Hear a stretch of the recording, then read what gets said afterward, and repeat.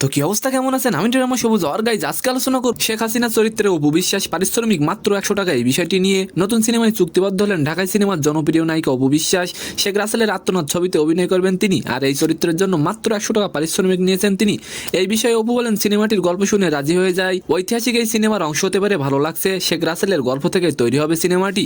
আর এবার আলোচনা করব আলিয়া ভাট 1,71,000 টাকার জ্যাকেট কিনলেন এই বিষয়টি নিয়ে। শুধু অভিনয় নয়, হাল ফ্যাশনেও কম যান না তিনি।